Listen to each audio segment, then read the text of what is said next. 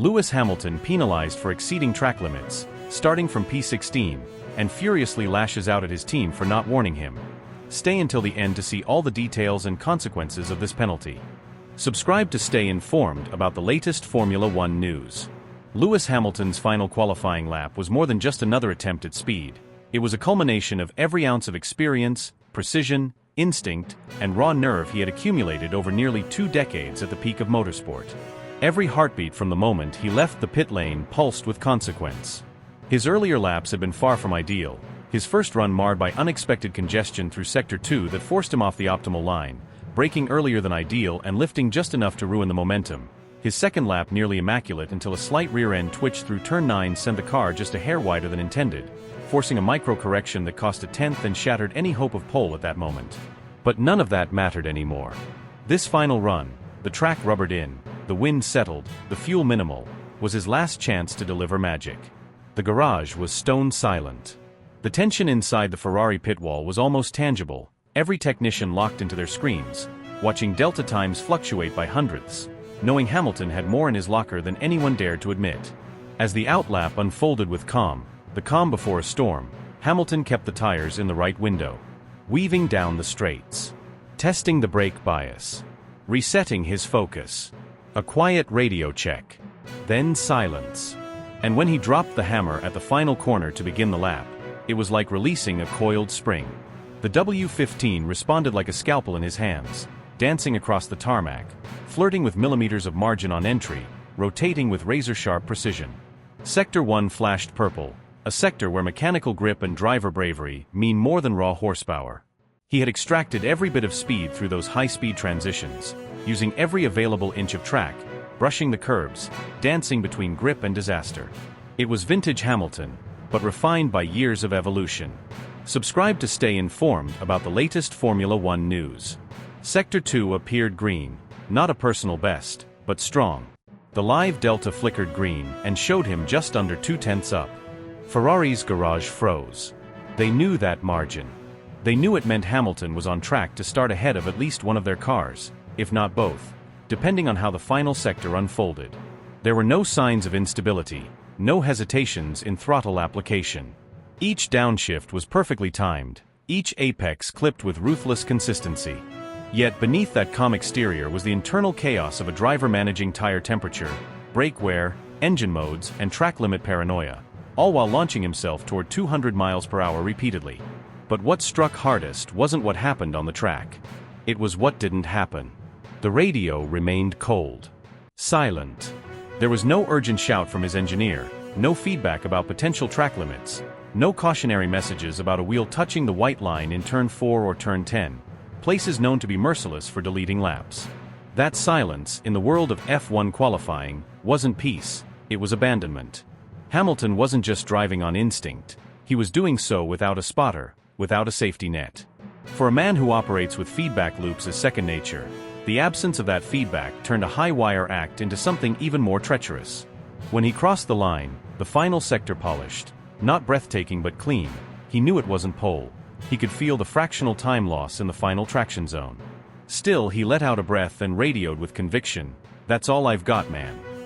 It wasn't defeat, it was clarity. He had delivered something close to his absolute maximum. A lap sculpted under pressure, on the edge, legal by instinct, fast by craft. He was confident it would be within striking distance. P3, P4, maybe even P2 depending on who nailed or blew their own laps. The margins in qualifying are often cruel, but Hamilton had been in the fight. He knew that. What he didn't expect was the storm that followed. A few minutes later, in the cool-down room, screens flickering with provisional results, his name slipped. Down. From 4th to 5th. Then 6th. Then, alarmingly, an asterisk appeared next to his name. Track limits. Investigation underway. Turn 4. That same corner. That same white line. That same phantom edge that has haunted drivers all season. A wave of disbelief washed over his face. He turned to his engineer. Didn't hear a word. Nothing. His voice wasn't angry. It was cold, surgical, stunned. It wasn't just about the deletion. It was the why. Why hadn't he been told? Why hadn't anyone noticed? Why was a lap, crafted in pressure, against the odds, by a 7-time world champion, left vulnerable to something so preventable. Subscribe to stay informed about the latest Formula One news. Back in the garage, Hamilton sat motionless in the debrief room, helmet off but fireproofs still clinging to sweat-soaked skin. The data was being reviewed, frame by frame, onboard footage being slowed down to milliseconds, tire edge versus white paint, with stewards deciding the fate of a lap that could have shaped the entire weekend. His team was apologetic, but apologies meant little when time can't be unwound. That lap, that perfect rhythm, that razor's edge execution, it was gone. Vanished. Deleted not because he pushed too far, not because he made a mistake, but because the one voice that was supposed to be watching his blind spot wasn't. And still, Hamilton said nothing to the press that night. No rant, no complaint, no accusations. Just a nod, a small sigh, and a slow walk back to the motorhome. But those who know him, truly know him, recognize the look in his eyes. It wasn't defeat. It was fuel.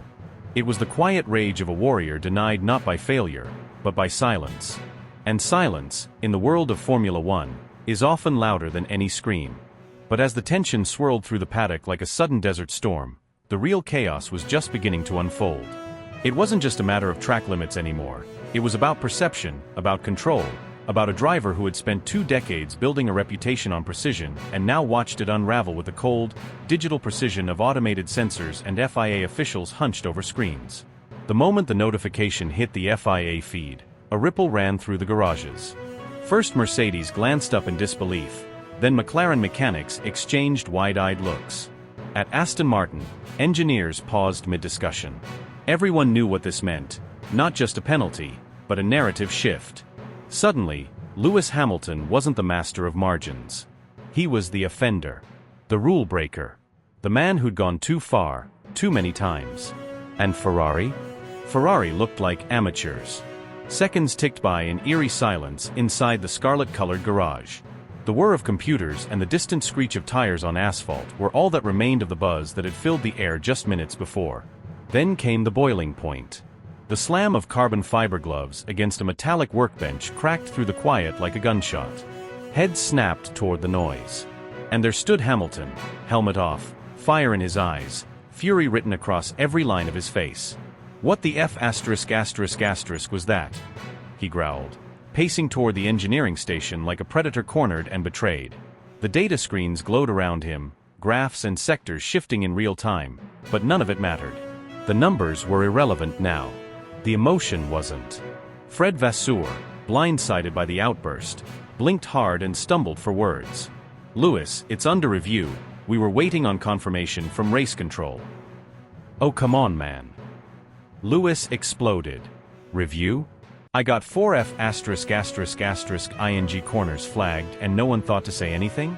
What, you waiting for a handwritten invitation from the FIA to tell your own driver he's about to lose the lap?" In the corner, Peter Bonington reached for his headset, hoping to defuse the bomb before it detonated any further. "We caught the turn 4 moment on the Delta, but we thought." "You thought? You thought? That's your excuse? You thought?"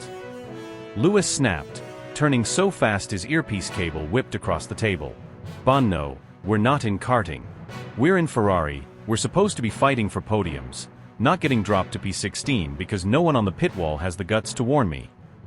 A younger engineer tried to whisper something to Vasseur, maybe a reminder about FIA protocol or a live update from the stewards, but he was waved off. This wasn't a conversation anymore, it was a reckoning. The cost of silence. The cost of hesitation. Meanwhile, outside the garage, journalists were already typing. Camera crews angled their lenses, hoping to catch even a second of Hamilton's fury bleeding through the walls. Social media ignited like wildfire. Hamilton receives 5-second penalty for repeated track limit violations. The replies came in torrents, some defending him, others crucifying him. But everyone was watching. Back inside, Lewis grabbed the telemetry tablet off the desk and jabbed his finger at the sectors in question. "Look at this. Tell me, where the hell was the advantage? Millimeters, Fred. Millimeters. And you let them take the whole lap. The whole damn lap." Fred exhaled, his voice barely audible. "Lewis, we didn't want to distract you mid-lap." "Distract me?" Hamilton roared, his voice climbing another octave. Do you think Max gets distracted when GP tells him he's pushing track limits? No, because they *****ing communicate. They warn him. We're playing safe while the rest of the grid is playing smart. A pause. Heavy. Suffocating. Bonington finally said, quieter this time, we'll challenge it, mate. We'll take it to the stewards. See if there's anything to reverse. Lewis shot him a glance that could cut through titanium. You think they're gonna reverse a time penalty after it's been posted? After the FIA went full public? You think they'll admit their sensors might be flawed? You think they'll say, oops, sorry Lewis, here's your pullback? Wake up, Bonno. There was no resolution. Just the thud of emotion and the harsh reality of motorsport politics. The Ferrari garage wasn't just filled with silence anymore, it was drenched in humiliation. A driver at the top of his game undone by milliseconds and indecision. A team paralyzed in the moments when clarity mattered most. And a grid reshuffled, not by speed, but by sensors. No one said it out loud, but they all thought it. This wasn't just a penalty. This was war. No, Bono. No. You tell me on lap 1 when I'm wide by an inch. You tell me when my rear left's overheating by half a degree. You're on the radio when I twitch a centimeter through cops. But not on the most important lap of the entire qualifying session? Not when I'm giving absolutely everything I've got, emptying the tank, risking the car, my tires, my time, all of it. For what? For you to go quiet?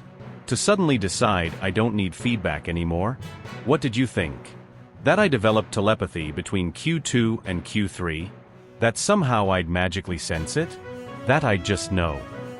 His voice cracked slightly, not from weakness, but from fury so raw it distorted the edges of his words. His jaw was clenched so tight it looked carved in stone, and his eyes, those eyes that had once been filled with the focus of a champion, now blazed with betrayal. Fred Vasseur, attempting to insert reason into a rapidly collapsing situation, raised his palms. There was a miscommunication. The live timing feed was delayed by 2 seconds. It wasn't intentional, Lewis. We were going to call it, but... Lewis advanced a step forward, his breath sharp, his face almost trembling with incredulity. Charles got told. He got the warning. Mid-lap. And what did he do? He backed off. He saved his tires. He saved the run. He saved the bloody lap. And he's sitting pretty now in P3, cool as ice, with a fresh set and a front row start on the line for tomorrow. Meanwhile, I'm down in 16th. 16th, Fred. 6/10th. You call that miscommunication? That's not a glitch. That's not a radio lag. That's sabotage by omission. That's someone deciding who gets the info, and who doesn't. The air in the room went thick, everyone aware of the chasm opening beneath them. Fred's voice lowered, struggling to remain the voice of calm. It's not what you're saying, Lewis. I promise you. The message was written. It was queued. We were going to send it. You were going to? Lewis cut him off, fire flashing behind every syllable. Don't patronize me with technicalities. This isn't about data queues or milliseconds. This is about trust. And right now, mine is gone. You know how long I've been in this sport. You know what I've seen. I've dealt with mind games. I've dealt with politics. I've fought uphill battles on and off track.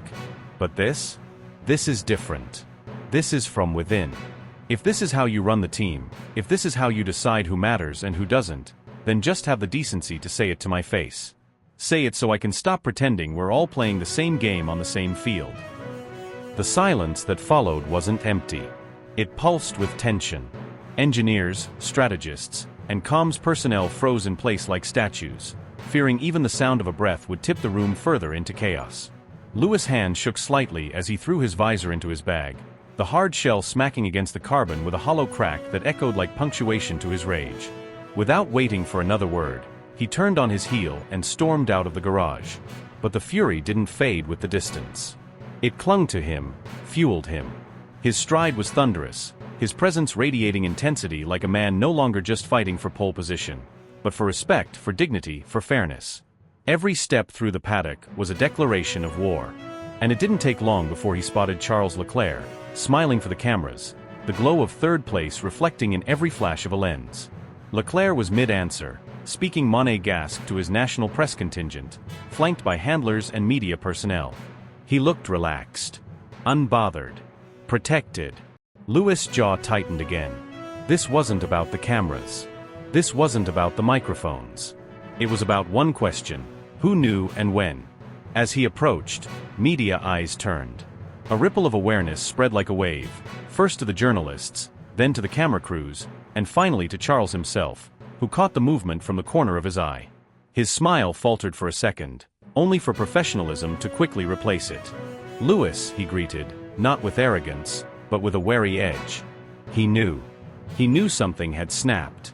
Lewis didn't raise his voice. He didn't need to. His words came low, dangerous, and precise. "Mid-lap. You were told about the traffic. You lifted. You saved the lap. Didn't you?" Charles blinked.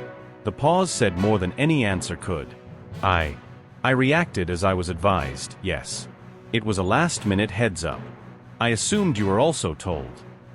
"You assumed wrong." The words landed heavy. Not with accusation, but with the kind of finality that leaves no room for redemption. Charles looked around, seeking perhaps a buffer, an excuse, a way out of the moment, but found none. Not from the cameras. Not from the silence. Not from Lewis' unblinking stare. "Look," Charles said carefully, "I didn't know you weren't told. I swear. I thought we both got the same message." "You didn't think anything," Lewis replied. "You heard the call, made your move, and reaped the benefit. That's not your fault. It's theirs. But understand this, I see what's happening now. I've played nice. I've played loyal. I've backed this project. But from this day forward, I'm driving for one person only. Me. And I will remember this." Then he turned, leaving the cameras and Charles frozen in place. But the story didn't end there. Inside the team hospitality suite, whispers had already begun.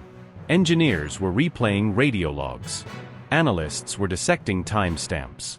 Messages were being scoured, emails checked, and eyes cast toward the pit wall, toward those who held the comms button and chose silence. Some looked at Fred. Others looked at the strategy director. But no one dared speak aloud what they feared might be true, that Lewis wasn't being paranoid. He was being observant. And outside, as Lewis disappeared into the shadows of the motorhome, one thing was clear to anyone who had watched him long enough: this wasn't over. Not by a long shot.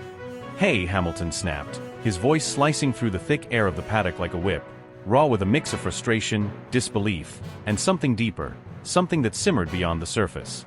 He didn't raise his tone much, but there was an edge to it, a weight that turned heads even before Charles fully turned around. Leclerc paused mid-step, his body stiffening instinctively. The tension was tangible, buzzing in the space between them before a word was even exchanged. He rotated slowly, meeting Lewis's glare head-on. There was no room for misinterpretation. "Lewis?" he asked, cautious, like a man approaching a sleeping animal he didn't want to wake. Hamilton marched forward with purpose, each step measured, deliberate. His jaw clenched tight, eyes narrowing, emotions tightly wound beneath his skin, ready to explode. "You got the warning, didn't you?"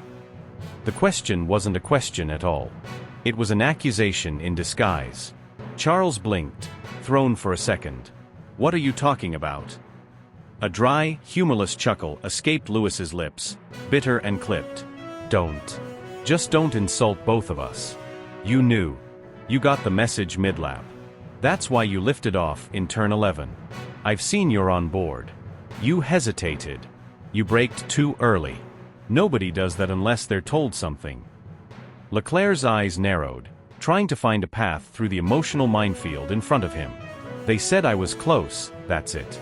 It was just a heads-up, Lewis." Hamilton's head tilted slightly, his expression unreadable for a second. Then he gave a slow, sarcastic nod, almost like he was digesting the bitterness. "Just a heads-up. Of course. Meanwhile, I'm out there thinking I'm still good, pushing, attacking, and bam. Deleted lap. No warning. No margin. No voice in my ear. Just the cold sting of silence. And now look at me.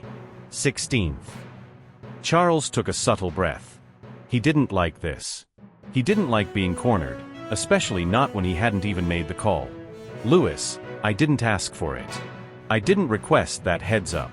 It came through the comms, and I reacted. That's what we're supposed to do. We adapt."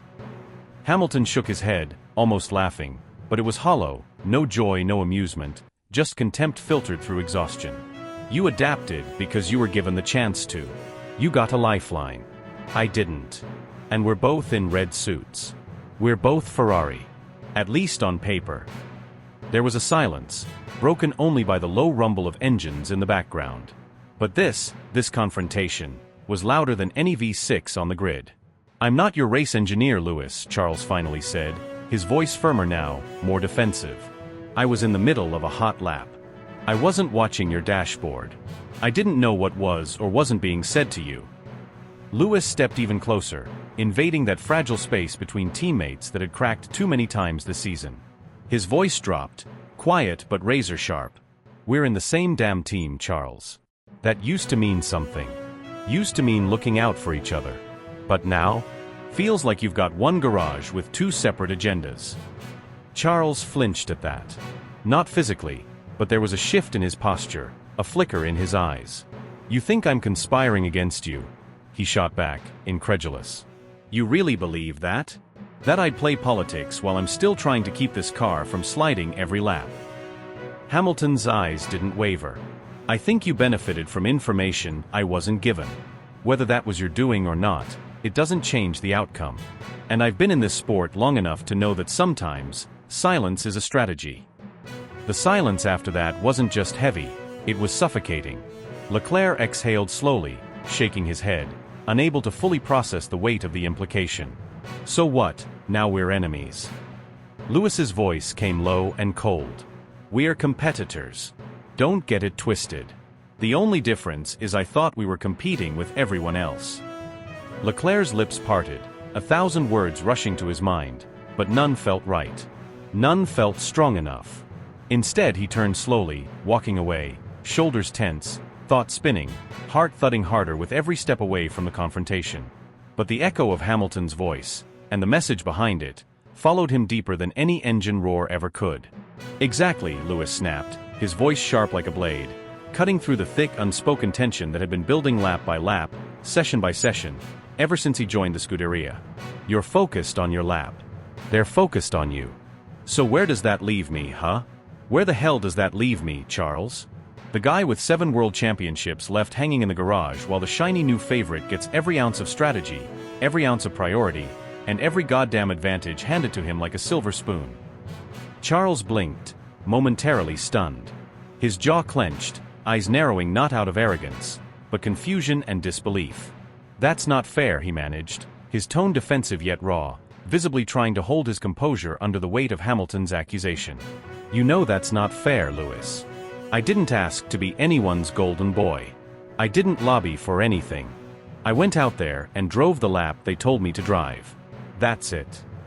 Lewis let out a bitter, humorless laugh, the kind that doesn't come from amusement but from deep, boiling frustration. "Right. You just drove the lap. Like a good soldier. No questions asked.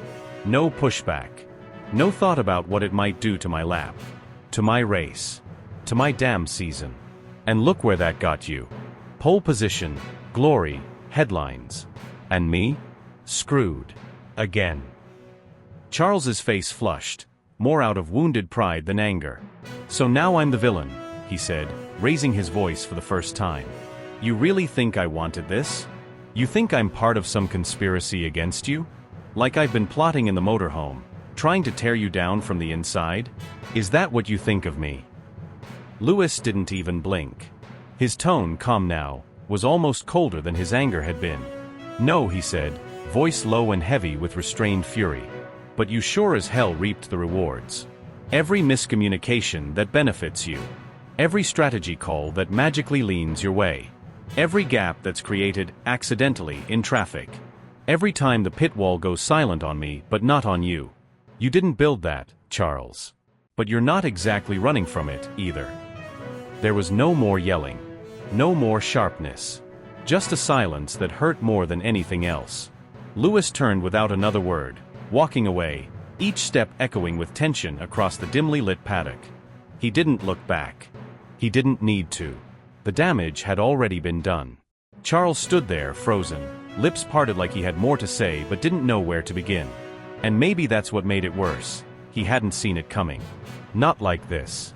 Not from Lewis. What had started as a simple qualifying misunderstanding had morphed into something darker, deeper, and far more personal. This wasn't about track position anymore. It wasn't about milliseconds.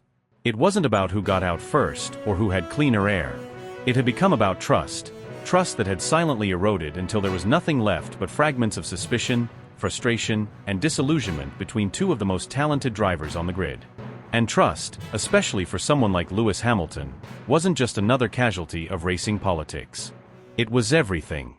It was how he survived. How he thrived. How he became the legend that Ferrari had begged to bring into their team. And now? That trust was broken. Shattered.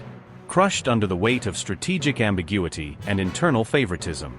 As the sun dipped below the horizon, the Ferrari paddock didn't just look dimmer, it felt colder. Word had already leaked out, as it always does in F1. Whispered conversations among engineers turned into texts, texts into tweets, and tweets into a viral storm. Within an hour, #JusticeForLewis was trending globally. Thousands, millions of fans dissected every second of team radio, every detail of the qualifying data, every slow-motion replay of pit exits and lap deltas. Theories exploded across Reddit and TikTok. Analysts scrambled to reframe the narrative. Had Ferrari mismanaged their two stars? Had Vasseur lost control? Was this the beginning of another intra-team war that could tear apart a championship campaign before it had even begun? Pundits on Sky Sports and Canal Plus speculated about everything from garage politics to culture clashes. Some insisted it was an overblown emotional reaction, standard post-quali friction. Others weren't so sure. They pointed to Lewis' body language, the stone-cold expression, the absence of post-session media comments. He'd walked out, refused the debrief, slammed the door behind him. For a man known for poise under pressure, this wasn't typical. Ferrari's top brass were now in damage control mode. Press officers scrambled to rewrite statements. PR teams debated whether to spin the moment as a healthy internal rivalry, or downplay it as a simple miscommunication. But the truth was harder to contain. Something had snapped, and the world had watched it happen in real time. Inside the team, tension gripped the corridors. Engineers whispered in corners. Mechanics exchanged glances. No one dared speak too loudly. Charles sat in his driver's room, helmet still on, staring at the floor like it might give him the answer he couldn't find anywhere else. Meanwhile, Lewis? He was gone. Left the circuit early, headphones on, surrounded by silence, bodyguards, and a wall of unresolved resentment. This wasn't just a headline. It was a rupture. A deep structural fault line within a team that had gambled everything on the dream of pairing two generational talents, and was now staring at the high cost of that dream unraveling. And as the night settled over the paddock, one thing became abundantly clear. Whatever Ferrari thought they were building with Leclerc and Hamilton, it wasn't a team anymore. Not in this moment. Not after this breach. Not after Lewis walked away, not from a race, not from a teammate, but from the very idea of unity. For Lewis Hamilton, the moment the visor came down and the lights on the grid began to flicker toward green, the entire concept of racing strategy ceased to exist. There was no more room for polite tire preservation or carefully calculated undercuts. The pit wall might still have been muttering about delta times and fuel windows, but for him, none of it mattered. Not anymore. Sunday was no longer a race. It had transformed into a deeply personal vendetta. Every gear change was a scream of defiance, every apex a clenched fist, every downshift a roar into the silence of betrayal. This wasn't about climbing positions or executing a perfect stint. It was about redemption soaked in gasoline and fury, vengeance wrapped in carbon fiber and titanium.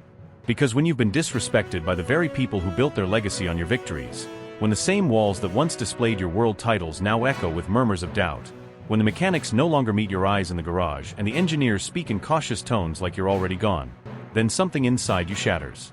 And once it's broken, the only thing that remains is the raw, unfiltered instinct to remind everyone who you are. They thought he was finished. They thought he was past it. They whispered behind closed doors that the future was elsewhere, that he no longer had the edge, the hunger, the nerve. But what they failed to understand is that Lewis Hamilton was never built from logic or statistics. He was forged in fire. And fire doesn't retire quietly. Fire explodes. 16th on the grid. A position that would break lesser men, silence their spirit, dilute their fight. But that number meant absolutely nothing to him. Because while others read the starting order as a death sentence, Hamilton saw it as a challenge issued by fate itself. A gauntlet thrown at his feet. And if anyone in that paddock believed for even a second that he'd roll over, they didn't know Lewis. They never did. You don't put a lion behind bars and expect it to purr. You put a lion in a cage, and it waits. It waits until the very moment the door opens, and when it does, it doesn't walk. It charges. Every time he went wheel to wheel, it was personal. Every move he made on the track wasn't just about gaining a place. It was about reclaiming his voice, reasserting his presence, and rewriting the narrative others had tried to pen for him. Every driver he passed was a symbolic erasure of doubt. Every DRS zone wasn't just an advantage, it was a message sent through slipstreams and braking zones. I'm still here. I'm still better. And I haven't forgotten. Because the betrayal wasn't just about strategy calls or botched pit stops. It was about being sidelined in your own empire, being told without words that your chapter was over while the book was still being written. And what the team underestimated, what they never truly grasped, was the depth of Hamilton's resolve when cornered. He doesn't shrink. He doesn't fade. He sharpens. He evolves. He becomes something you cannot predict, cannot model, cannot contain. The car might be slower, the tires might degrade, the downforce might be lacking, but Lewis himself becomes unstoppable. Not through data. Not through numbers. But through will. Sheer, unrelenting will. That kind of force doesn't ask for permission. It takes. It conquers. And it remembers every single slight along the way. There are moments in sport when greatness isn't measured by a finish line or a trophy. It's measured by what you do when everything seems lost, when no one believes, when the noise around you says it's over. And in that silence, if you still rise, if you still fight, then you are more than a competitor.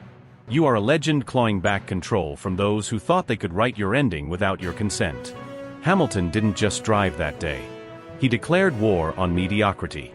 He screamed into the void and forced it to answer. He shattered the illusion of decline and made the entire world remember. Legends are not defined by their lowest point, but by how far they rise after it. The paddock might still talk. The media might still speculate.